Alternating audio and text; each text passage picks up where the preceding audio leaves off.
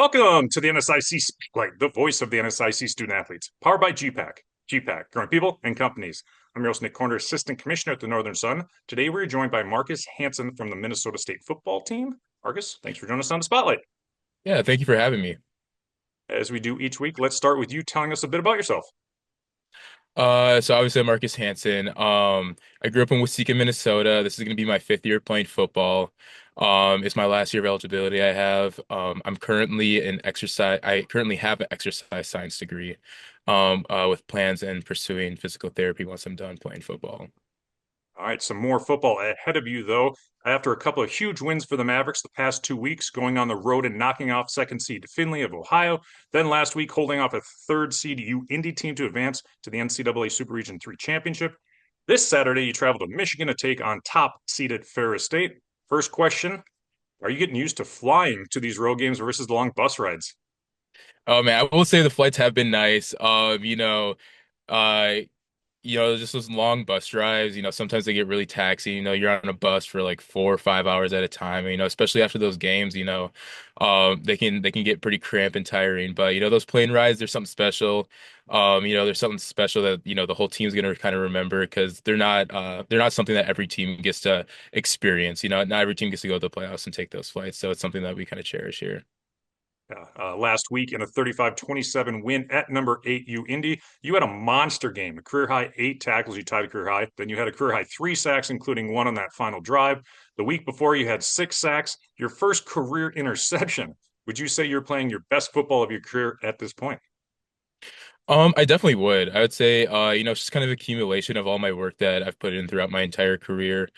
Just kind of going into these last couple playoff games, it's just been back to that do or die situation, and especially me kind of being the senior and being in this position for the first time, my career was really on the line, and that's kind of the first time that something like that's ever been on stake for me. Like we always talk, every team, you always talk about it, do it for the seniors, do it for the seniors, but it's kind of always that far off, like, I'm not a senior, I still got time, but then once you finally hit you're a senior, and you're like, whoa, this is really it, this is all I got left. So, just that little extra motivation, especially kind of how we got into the playoffs, really helped me, in my performance throughout the playoffs. It definitely flies by. I remember Coach telling me freshman year it's going to fly by. He wasn't wrong. But it took you 5 years to get your first interception. You're off his defensive line, so you're not in a spot to get that very often. But it happened 2 weeks ago. Deflection off the helmet. Talk us through that play. What were you feeling as you were coming off the field after that pick? Yeah, it was actually pretty crazy. Like I just remember during the play I just like looked up. I can't even remember why I looked up, but I just see the ball kind of floating above my head and I was like, "Oh wow, I could actually really grab this." So went up, jumped, grabbed it, I got the interception, then I kind of came off the field. Like I was just so excited like my entire team was around me like cheering, pushing me and stuff. Like I'm screaming, I'm like, "Let's go." And I get to the sideline, I spike the ball, and Coach Hoffner goes, Marcus, what are you doing? We got to be smarter than that. I'm like, oh my gosh, Coach, like so sorry. I just like totally blacked out there for a second. First career interception. It was pretty exciting, but it was a great time. I was really excited to get the ball back for my team and help my team win that game. You did a great job. You went up high, pointed it, 2 hands of the ball, brought it down with guys, pushing around. So it was an impressive catch. Another impressive fact: you were playing in your 10th career NCAA playoff game this Saturday, the second straight regional championship game. This year, the NSIC moved to a new super region. In the first 2 rounds this year, did you notice any change in style of play from teams out east versus the teams you played in the past?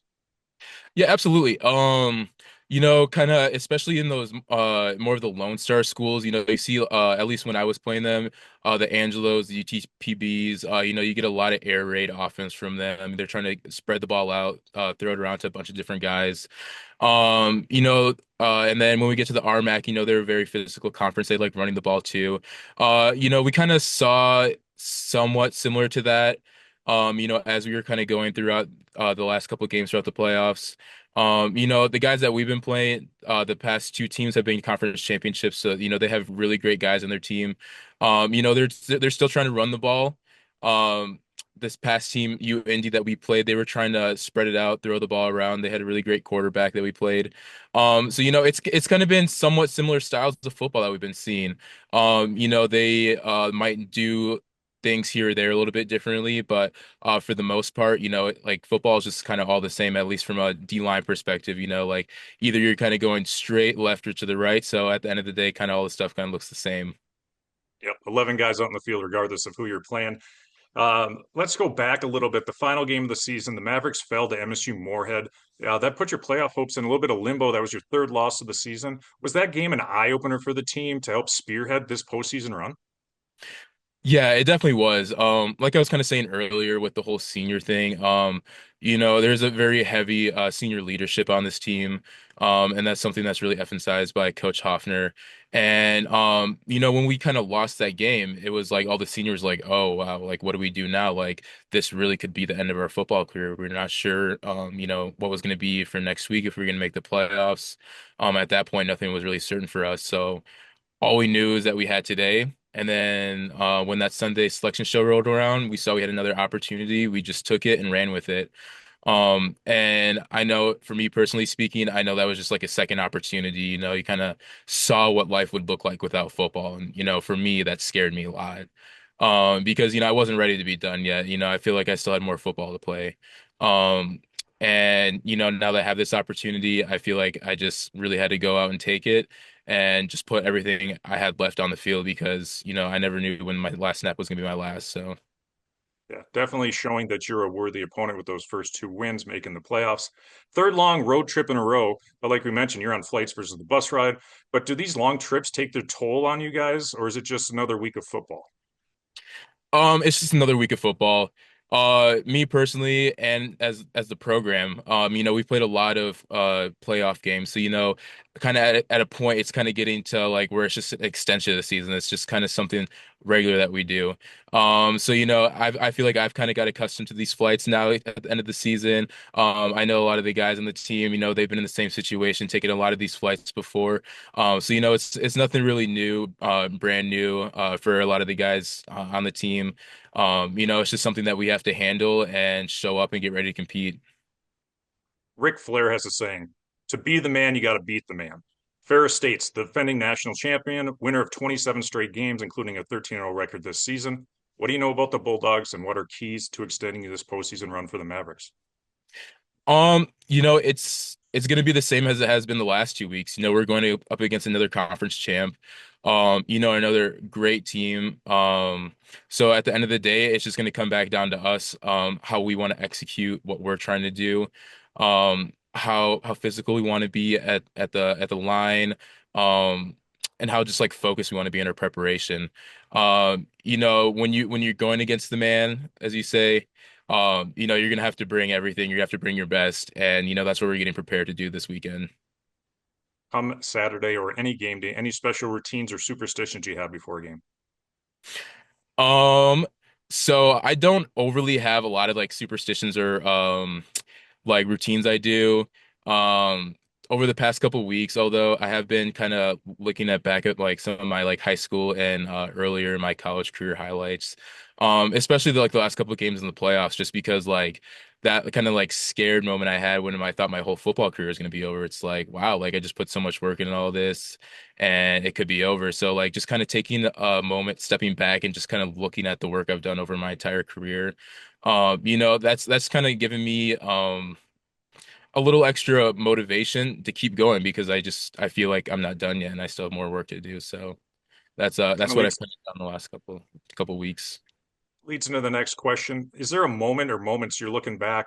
I know you got football ahead of you this week, hopefully a couple more weeks down the road for a national championship, but at this point in your career, is there any moment or moments that kind of stand out from your career that you'll never forget?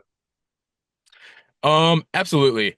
I would say one of the biggest moments I probably will never forget is last year the regional finals. Just kind of playing this team, being on a different team, and just kind of all the emotions that were surrounded in it.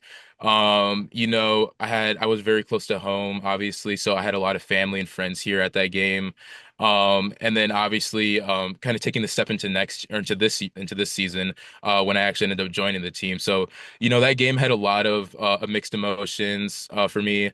Um, and it was just kind of like one of those games where you kind of look back and it was like that was kind of a big step in my career, in my life. So that, yeah, it's definitely like one of those I'm going to look back at and just kind of remember forever. One more kind of look back question, the final question. What's been the best piece of advice you've been given during your athletic career? Yeah, that actually came from my high school wrestling coach, Ben Janicki. Um, I hadn't wrestled really very much when I was in like youth wrestling and all that or younger. I started when I was in high school and it was one of my first matches. I was incredibly nervous because I really didn't know what I was doing for the most part. And he told me just go out there and act like you've been out there for 20 minutes. And that's a piece of advice, I tell myself almost anytime I go out and do something nerve-wracking and compete in any sort of the sense. Just having that confidence of like acting like you've been out there for like the last 20 minutes and, just kind of erasing any nerves you have in your head. That's, I feel like helped me elevate to the player I am and the athlete I am today. Definitely go out there, play with some confidence. Hopefully, that's what you and the Mavericks will do this Saturday. Ferris State, NCAA Super Region 3 championship game. Marcus, thanks for joining us. Best of luck to you and the Mavericks this coming weekend. Thank you.